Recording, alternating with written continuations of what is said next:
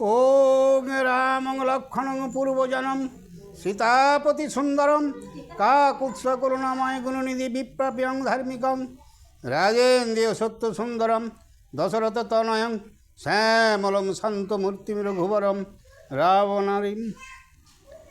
ওং দক্ষিণে লক্ষণে ধ্বনি বামেতে জানকী সভা পুরুত তৎসং মারুতি তৎসং রামং নমামি। ওং রামচন্দ্রায় রামভদ্রায় বেদসে রঘুনাথায় নাথায় সীতায় পতয়ে নমো নমো। হা কৃষ্ণ করুণা সিন্ধু দীন বন্ধু জগৎপথে গোপেশ গোপিকা কান্ত রাধাকান্ত নমস্তুতে। ঈশ্বর বিগ্রহ সচিদানন্দ কৃষ্ণ আমার সর্বকারণের কারণ। ওং সৃষ্টির স্মৃতি বিনাশায় জগদ্ধিতায় বাসুদেবায় গোবিন্দায় নমো নমঃ। ওং পাপহং পাপকর্মাহং পাপাত্মহং পাপসংভব ত্রাহিমাং পুণ্ডরীকাক্ষং সর্বপাপহরো।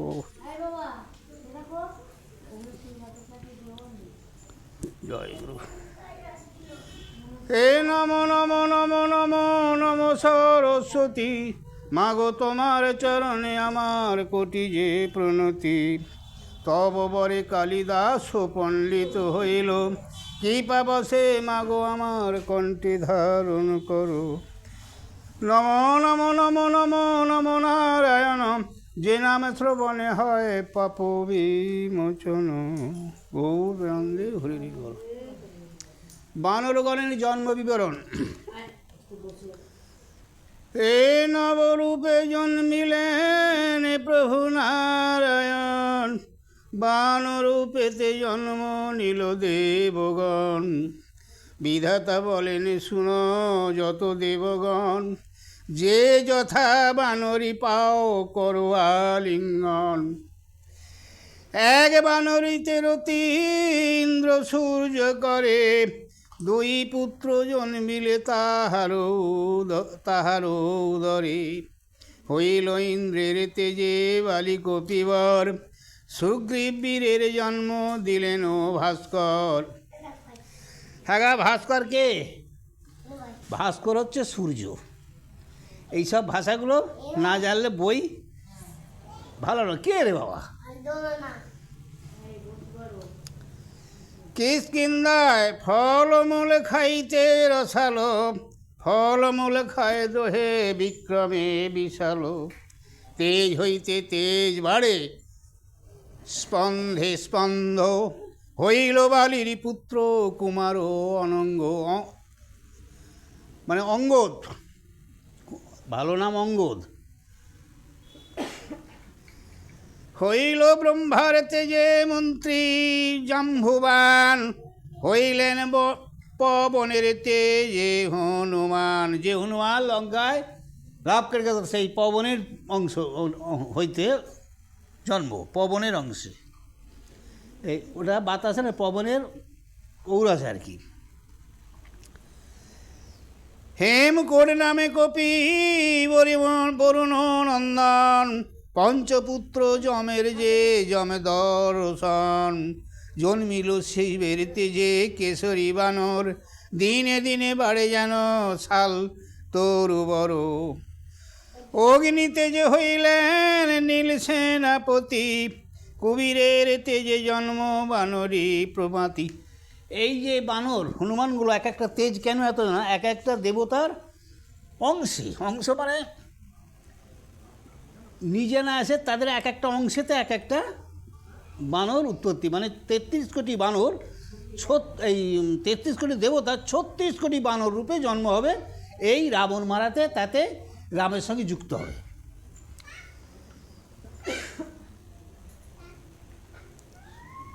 সুসেনের জন্ম হয় ধনন্তরিতে, যে ওহি বিদ্যা দৈব শাস্ত্র দিল তার মাঝে। কি করলে? এই যে সুসেন, এটা একটা জন্ম হলো বটে, জামা আমাদের রোজা বা ডাক্তার সেই ধরনের একজন হলো। নাহলে এত রোগ, মানে যে লোক, মানে বানর সৈন্য যাবে, বাঁচাবে কে? ব্যাধি তো মানুষ কেন, জীবজন্তু জন্মালেই ব্যাধি আছে। মহেন্দ্র দেবেন্দ্র হইল সুসেন নন্দন, চন্দ্র তেজে দধিমুখ হইল তখন, প্রত্যক্ষ কহিলে হয় পুস্তক বিস্তর। ঐক্যদেবের পুত্র ঐক্য বানর, কীর্তিবাস পণ্ডিত যে সুখী সর্বদণ্ডে, বানরের জন্মবে গায়াদি কাণ্ডে। গৌর। তাহলে এখানে বানর অর্থাৎ অত সব তো কিছু বলবে, সব বলি পারে 36 কোটি, এই 33 কোটি দেবতা, 33 দুগুণে ডবল। দশরথের 4 পুত্রের অন্নপ্রাশন ও নামকরণ। তাহলে দশরথের 4 পুত্র কে জন্ম হয়েছিল?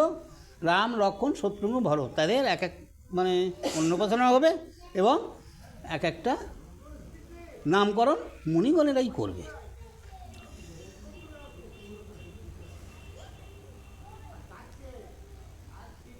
একক গণের যে হইল 4 দিন, 5 দিনে 5টি করিল সুপ্রবীণ, 6 দিনে ষষ্ঠী পূজা নিশি জাগরণে, দিল অষ্ট কড়াই অষ্টাহেসি সুগণে, ডাক দিয়ানে রাজা বালক ও গণেরে, কাপড় পুরিয়া সোনা দিল সব আকারে, প্রায় 10 রাজার হইল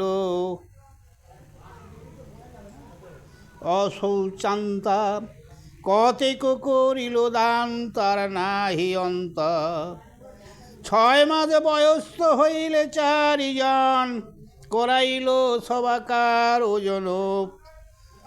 ওদন প্রাশন, আমন্ত্রণ করিয়া সকল ক্ষত্রগণে, আনাইল দশরথ আপন ভবনে। আসিয়া বৈশিষ্ট্য মুনি মহানন্দ মনে, 4 পুত্র মুখে অন্ন দিল শুভক্ষণে, দশরথে 4 পুত্র লয়ে নিজ কোলে, মিষ্টান্ন দিলেন সব বদন কমলে, বসিলেন 4 ভাই সুচারু বদন, কৌতুকে যৌতুকে দিল সবে রত্ন ধন, সকলে যৌতুক দিল 80 রাজধাম, বিচার করেন সবে রাখেন কিরাম। সবাই বলতেছে যারা নিমন্ত্রণ হয়েছে তারা সব আমাদের যেমন ভাত বাড়াইলে সব এক একটা জিনিস আনে পুরস্কার দেয় না, তা সবাই কিন্তু নামকরণ সবাই বলতে কী রাখলে গো। বিচারিল 4 বেদাগম পুরাণ, যে মন্ত্র হইল লোক পাবে পরিত্রাণ। 4টি পুরাণ আমাদের আছে, ঋক, সাম, যজু, অথর্ব, যে 4টি পুরাণের থেকে বিচার করি একটা নামকরণ করবে, যে যাতে নাম করলে মানুষ উদ্ধার হয়। যেই মন্ত্র বাল্মীকি জপেন বিরাম, কৌশল্যা পুত্রের নাম রাখিল শ্রীরাম।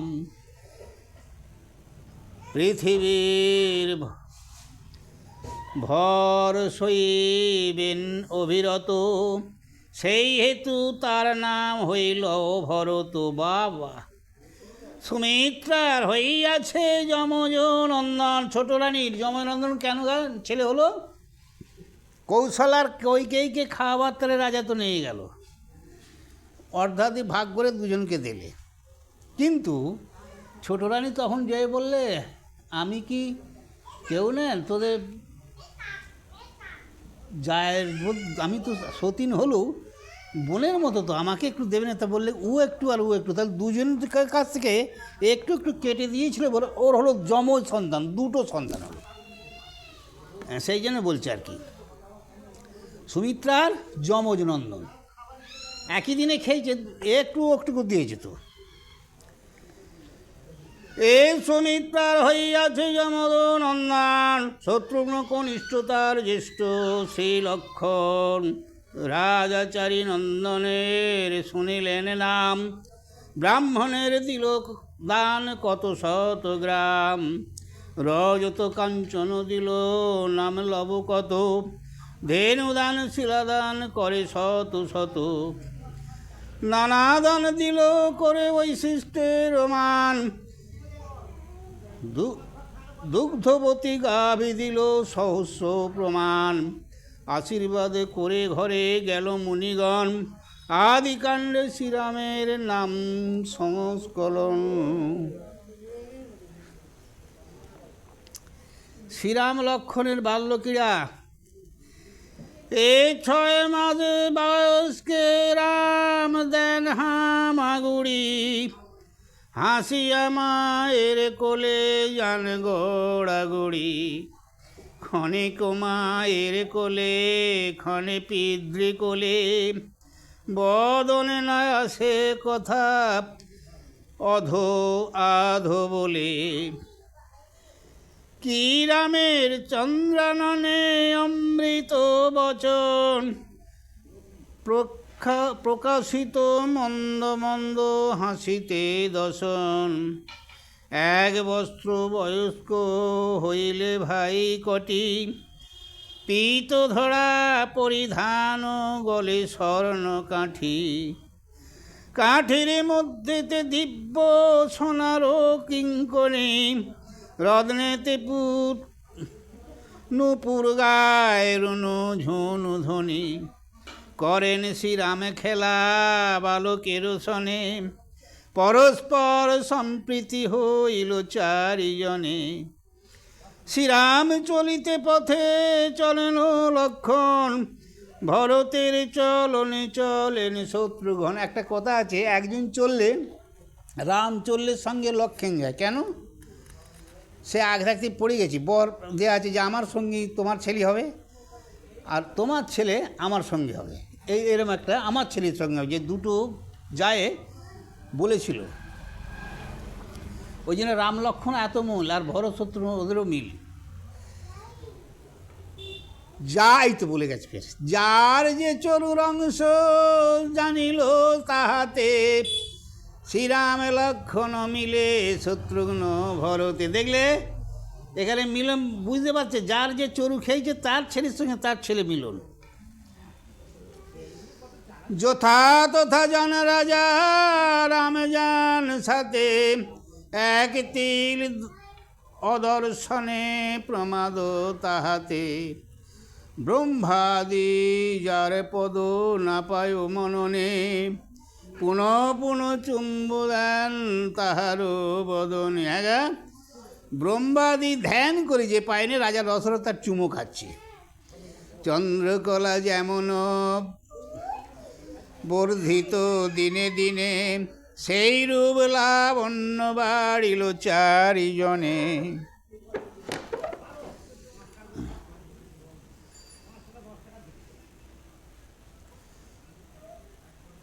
এক বিষ্ণু 4 ভাই মায়ারও কারণ, রামে দেখি দশরথ ভাবে মনে মন। সর্বক্ষণ দশরথ রামে নেহালে, অন্ধগমনির সাপ মনে মনে বলে। সাপ দিল মুনি মোরে গৌরব কারণ, এই পুত্র না দেখিলে আমারও মরণ। 9000 বর্ষ রাজ্য করি কৌতূহলে, রাম হেন পুত্র পাইলামে পুণ্য ফলে। পুত্র মুখ দেখি সদা জীবন সফল, দশরথ গৃহে রাম প্রথম প্রবল। এই মতো দশরথ করে অভিলাষ, আদিকাণ্ড গাইল পণ্ডিত কীর্তিবাস। কি হ্যাঁ, গৌর হরি হরি, এটা হবে না ঠিক, ছোট একটু চাই না, ছোট ছোট যেন গলে যায়। শ্রীরামের শাস্ত্র ও অস্ত্রবিদ্যার শিক্ষা। এবার বড় হচ্ছে তো, শাস্ত্র অস্ত্রবিদ্যা শেখালে জন্যে মানে গুরু রাখবে। এই 5 বর্ষগত হলে হাতে দিল খড়ি, পড়িতে পাঠান রাজা বৈশিষ্ট্যের বাড়ি। ক খ গ 18 ফলা বানানো প্রভৃতি অষ্টদশ পাঠ করিলেন রঘুপতি। ব্যাকরণ বাক্যশাস্ত্র পড়িলেন স্মৃতি, অবশেষে পড়িলেন রাম চতুর্শ্রুতি। কোন শাস্ত্র নাহি হয় তার অগোচর, 14 দিনে চতুর্বিংশতি বিদ্যাতেই তৎপর। 14 দিনে 4টি বেদের সমস্ত শিখি গেল। বিদ্যা পড়ি করিলেন গুরুকে প্রণাম, শাস্ত্রবিদ্যা সেইখানে শিখিলেন রাম। প্রাতকালে 4 ভাই যান মাল ঘরে, মল্লবিদ্যা শিখিল সকলে সমাদরে। গুলি দাঁড়া নিয়া রাম লাঠরি খেলান, রামের বিক্রমে সব মালেরও পয়ান। রাম সঙ্গে কোনো মাল নাহি ধরে তাল, সুমেরু পর্বতে যান করিতে সাঁতাল। সূর্যবংশী বালক ধনুকুতাল জানে, ফুলধনু হাতে রাম বেড়ানো কাননে। ফুলধনু মানে ধনু হাতে নিয়ে বনে বনে ঘুরতে আরম্ভ করে দিলে। ধনুর হাতে করি রাম যারে এড়েবান, ত্রিভুবনে তাহার নাহিক পরিত্রাণ। দশরথ রাজার বিক্ষোভে যত ছিল, রামের বিক্রম দেখি সব পলাইল। যতেক খেলেন রাম ফুলধনু হাতে, একদিন বনে গেল লক্ষণ সহিতে। মৃগ চাহি 2 জন বেড়ালো কানন, তখন মারিচ সঙ্গে হইল মিলন। কোনখানে ছিল সে মারিচ নিশাচর, মৃগরূপ হইয়া গেল রামেরও গোচর। মারিচ বলে রাবণ, রাবণের দুধ গো। সে কি করলে, নিশাচর একটা, সে হরিণ রূপ ধরে দেখা দিলে। মৃগ দেখি রামের কৌতুক হইল মন, ধনুকে অর্থবান জুড়িল তখন। জুড়িল রামের বান তারা যেন খসে, মহাভীত মারিচ পালায় মহাত্রাসে। শ্রীরামের বাণ শব্দে ছাড়িল জীবন, জনকের দেশে গেল মিথিলা ভুবন। রামের বিক্রমে দেখি দেবগণ ভাসে, এতদিনে রাবণ মরিবে অনাসে। সূর্য অস্ত্র গেল তথা খেলার বিরাম, রণ শান্ত লক্ষণেরে দেখিলেন রাম। মলিন হইয়া গেল লক্ষণের মুখ, দেখিয়া শ্রীরাম পান অন্তরে তে দুঃখ। একদিন দুঃখে ভাই রহিল এমন, কে মনে দামারিয়া বৈরী রাখিবা ব্রাহ্মণ। আমলকি ফল পাড়ি দেন তার মুখে, ক্ষুধা তৃষ্ণা দূরে গেল খান মন সুখে। হেনকালে দেখেন নিকটে সরোবর, নানা পক্ষী জলে আছে করে কল স্বর। এমন সময়ে ব্রহ্মা কন পুরন্দরে, জন্মে না পনি হরি দশরথ ঘরে। নররূপী আপনাকে বিস্মৃত আপনি, রাবণ মারিতে মাত্র অবতীর্ণ তিনি।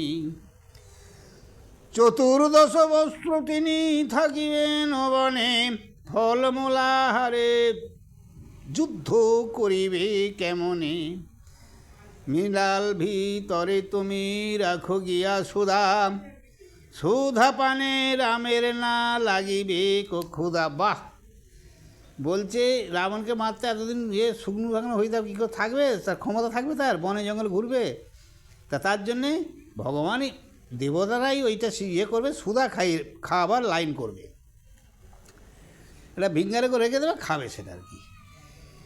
এই আজ্ঞা পাইলেন দেবপুর অন্দর, রাখিয়া গেলেন সুধা মিলালো ভিতর। হেনকালে লক্ষণেরে বলেন শ্রীরাম, মৃলাল তুলিয়ায় আনো করি জলপান। লক্ষণ আনিয়া দিল শ্রীরামের হাতে, দুই ভাই সুধা খান মিলানো সহিতে। ক্ষুধা তৃষ্ণা দূরে গেল, সুস্থ হইল মন, বৃক্ষপত্র পাতিয়া যে করিলা শয়ন। পরিশ্রমে সুনিদ্রা হইল বৃক্ষতলে, আছেন শ্রীরাম যেন শুয়ে মাতৃকুলে। না দেখিয়া শ্রীরামের হইয়া কাতর, আস্তে ব্যস্তে গেল রানী রাজারও গোচর। হেতা রাজা বহুক্ষণ রামে না দেখিয়া, মনে সুখ নাহি যেন অজ্ঞান হইয়া। সবার বিদায় দিয়া গেলেন আবাসে, রামের দেখিব বলি কৌশল্যার পাশে। দুইজন পথেতে হইল দর্শন, চিন্তিত হইয়া রানী জিজ্ঞাসে তখন।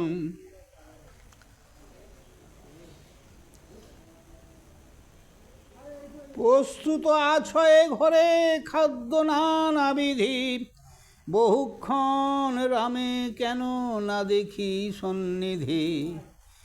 দশরথ বলে রানী কি কহিলা কথা, দেখিতে না পাই রাম তারা গেল কথা। বুঝি রাম আছে বা কৈকেয়ী আবাসে, ধেয়ে গিয়া উভয়ে কৈকেয়ী রে জিজ্ঞাসে। আজি আমি দেখি নাই শ্রীরামের মুখ, প্রাণ নাহি রহে মোর বিদারিছে বুক। কৈকেয়ী বলিল আমি কিছু নাহি জানি, আজি হেতা নাহি দেখি রাম গুণ মনি। সেও বলতে কই আমি তো দেখিনি, আজি বুঝি ভুলিয়া রহিল কোনখানে। লক্ষণ যে স্থানে আছে রাম সেই স্থানে। ভরতের সহিত দেখা মিলি শত্রুঘ্ন, অযোধ্যা নগরে ভ্রমে ভাই দুইজন। ভরত আর লক্ষণ এরা শত্রুঘ্ন এরা দুজনে তো খেলছে। যেই যেই বালক খেলায় তার সনে, তাহারে জিজ্ঞাসে রাম আছে কোনখানে। শুনিয়া সকলে কহে শোনো রানী, কোথা রাম কোথায় লক্ষণ নাহি জানি।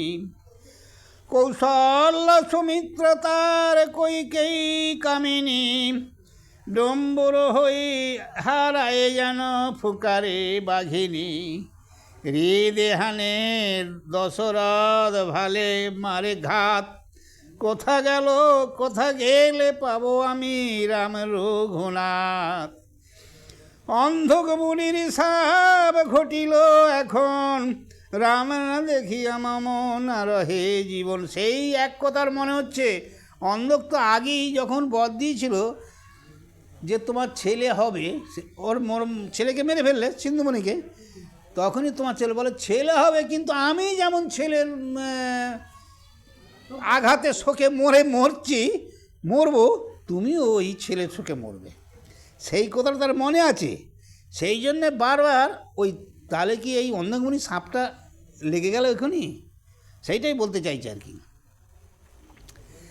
এই পুত্র শোকে মৃত্যু আজি সিজিল বিধাতা, রামে নাহি দেখি যদি মরণ সর্বথা।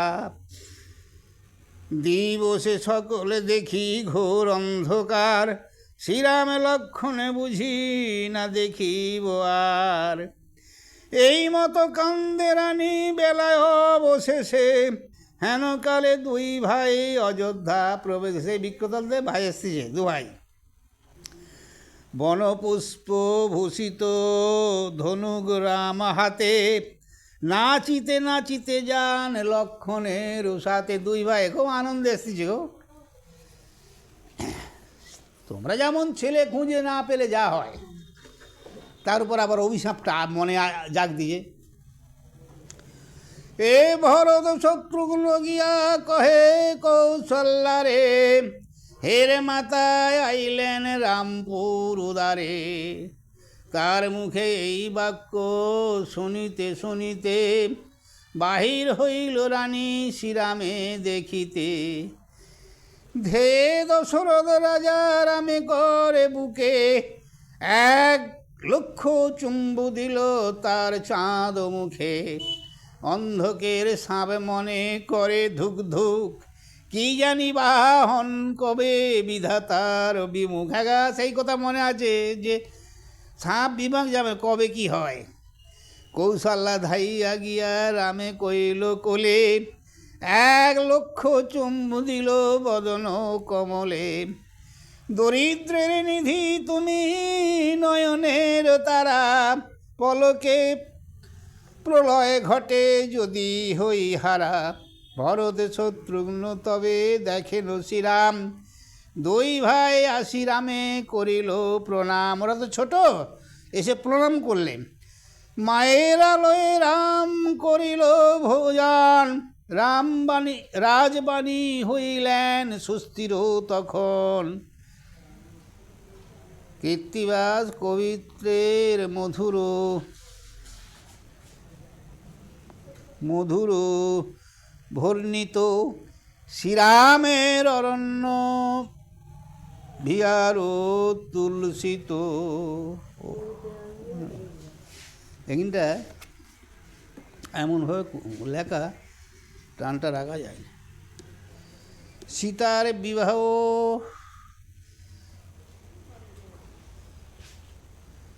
পুনার্থে হরের ধনু প্রদান। বাবা,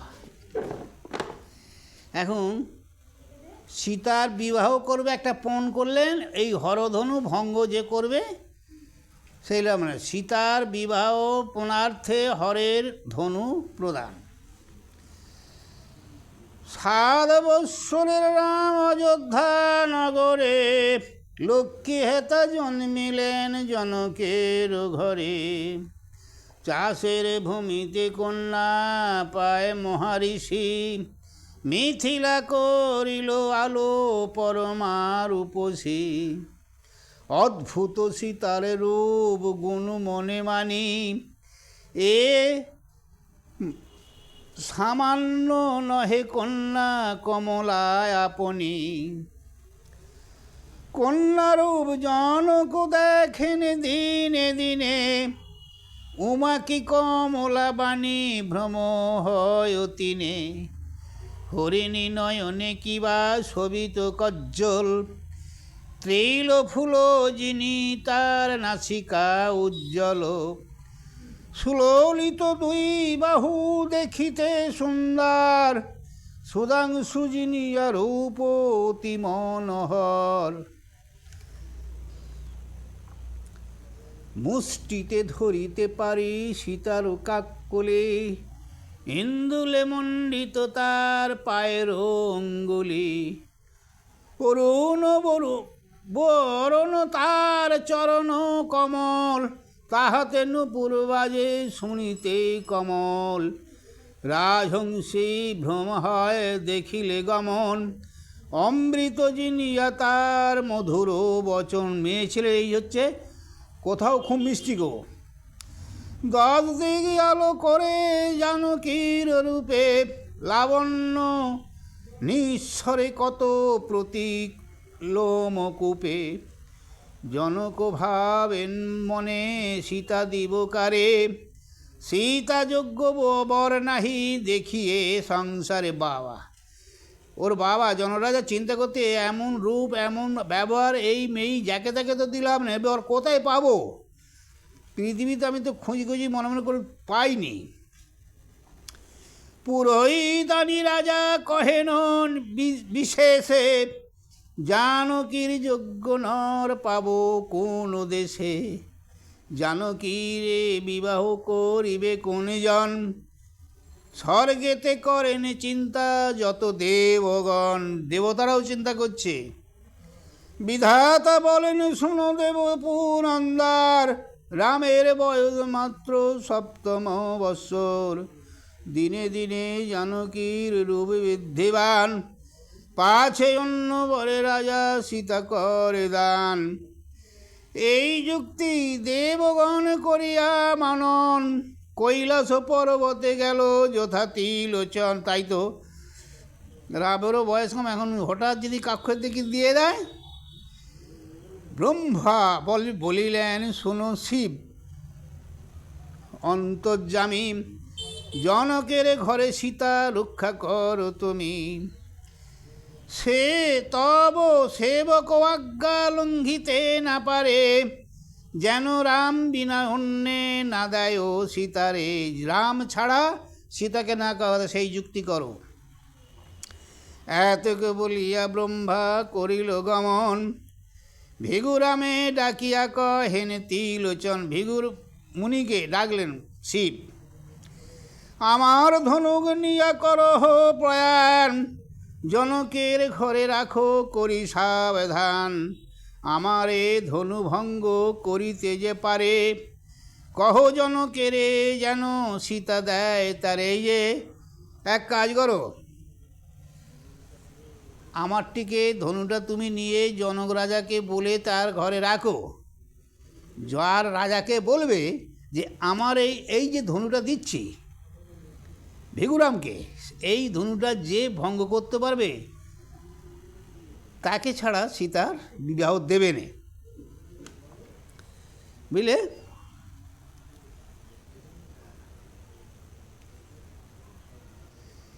এ তিনি ভুবনে ইহা তোলে কোন জন, সবে মাত্র তুলিবেন প্রভু নারায়ণ। পাইয়া শিবের আজ্ঞা বীর ভিগুপতি, ধনুক রাখিয়া হাতে করিলেন গতি। মাথায় জটার ভার, পিঠে দুই তৃণ, এক হাতে কুঠার অন্যতে ধনুর গুণ। ব্রহ্মারে যেমন দেবে করেন সম্ভ্রম, জনক পরশুরামে করেন সে ক্রম। প্রণাম করিয়া তারে দিলেন আসন, পার্থ অর্ঘ দিয়া তারে করেন পূজন। ভিগুরামে দেখি সব মুনির তরাস, আদিকাণ্ড রচিল পণ্ডিত কীর্তিবাস। জনক রাজার ধনুর্ভঙ্গ পণ এ জিজ্ঞাসিতে লাগিলেন জনক রাজন, কোন কার্যে মহাশয় হেতায় আগমন। সেই মুনি গেছে গো, বুঝলে, ভিগুরাম সে ওদের বাড়িতে গেছে, ওই জন্য মুনিকে জিজ্ঞাসা করছে জনক রাজা, হেতা কী মনে করি।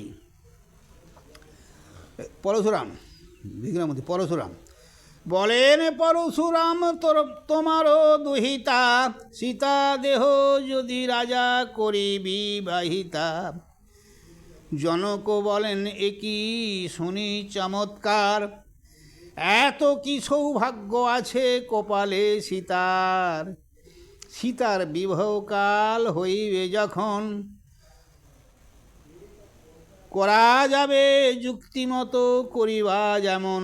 এই কথা ঠাকুর বলছো, যখন বিয়ে হবে তখন তোমার সঙ্গে যুক্তি করবে। আমার কি কপাল হবে তুমি আসবে গা, হ্যাঁ। তখন যখন বিবাহযোগ্য যোগ্য হবে তোমার সঙ্গে যুক্তি একটা করা যাবে। সীতার বিবাহকাল হইবে যখন, করা যাবে যুক্তি মতো করিবা যেমন। ভিগু বলে তপস্যায় করিব গমন, দেখো যেন অন্য মতো না করো হয় রাজন। এতকে বলিয়া যদি ভিগুরাম যান, ভিগুর চরণ ধরি জনক সুধান। তোমার সাক্ষাৎ আর পাব পাবো কত কালে, কারে দিব কন্যা বলো তুমি না আসিলে। বলো তুমি কোথায় যাবে, কবে আসবে, তোমাকে আমি কারে কন্যা দেবো, তুমি বলে যাও। বলেন পরশুরাম আমারও ধনুক রাখিয়াই তব স্থানে দেখিবে কৌতুক। এই যে আমার ধনুক রেখে যাচ্ছি তোমার বাড়িতে, এইটা কৌতুক বেশ ভালো করে যত্ন করে রাখবে। ধনুক তুলিয়া যে বা গুণ দিতে পারে, রহিল আমার আজ্ঞা কন্যা দেবে তারে। বা তাহলে এই ধনুকটা তুমি যত্ন করে রাখো। হ্যাঁ, আমি আসি আর না আসি এই কথা তো। তাহলে এই ধনুক যে তুলবে, গুণ দিতে পারবে, তুমি তাকে কন্যা দেবে। এত বলি ভার্গব গেলেন স্থানান্তরে, পড়িয়া রহিল ধনু জনকের ঘরে। সে তো দিয়ে চলে গেল, জনকের ঘরে পড়ে রইল। তাহলে আর মেয়ে কারো দেবার কেউ কারো ঘরে আর ভয় নেই, রইল সময় মতো। ওই ধনুটা যে ভাঙবে সে তো নেই, তাহলে রাম এটা বড় হোক। এতে এমনই করা আছে, রাম ছাড়া ভাঙতে পারবে না। হরের ধনুক সেই অপূর্ব নির্মাণ, 70 যোজন উভে ধনুক প্রমাণ। যোজন 10 যে ধনু আড়ে পরিসর, করিলেন প্রতিজ্ঞা জন করি শিবর। এই ধনুতে গুণ দিতে যে জন পারিবে, সেই জন জানকীরে বিবাহ করিয়ে। বেশ তাই হবে। ওটা ওইভাবে প্রতিজ্ঞা করলে যে এত বড় ধনু যে গুণ দিয়ে মানে মারতে করতে পারবে তাকেই দেওয়া হবে। যতন করিয়া কইল ধনুকের ঘর, 81 যোজন সেই ঘর দীর্ঘতর। 11 যোজন দ্বার আড়ে পরিসর, ধনুক পড়িয়া রহে তাহারও ভিতর। এই ঋজ্ঞাত ধনুরে, সেই ধনুকের কথা গেল দেশে দেশে, আদিকাণ্ড রচিল পণ্ডিত কীর্তিবাসে। কত বাজে? হ্যাঁ, আচ্ছা, আর একটা ছন্দ যদি ছোটো থাকে পড়বো, নাহলে ছেড়ে দেবো। অনেকখানি, 8টা 17। তুমি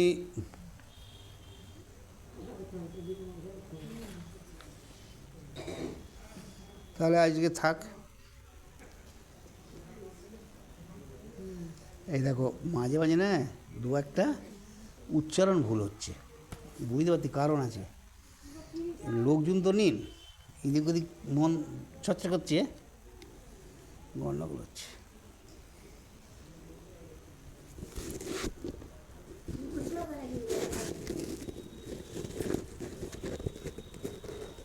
এই ফোনালা,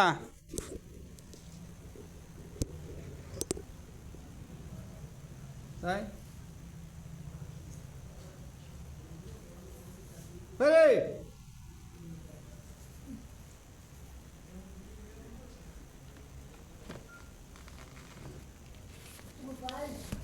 তুমি এই বইটা নিয়ে যাও তো, তারপর অন্য কথা। একটা কাগজ ভালো দেখি দেখিয়ে তো না, এটা জয় মা বললে হবে না কেন? বই পড়া হয়নি, পড়া নিন তো,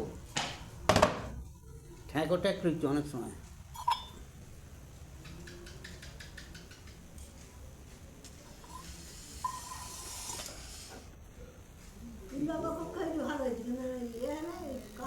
একবার তো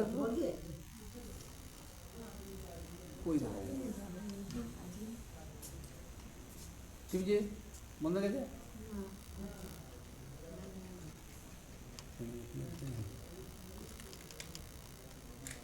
দেখ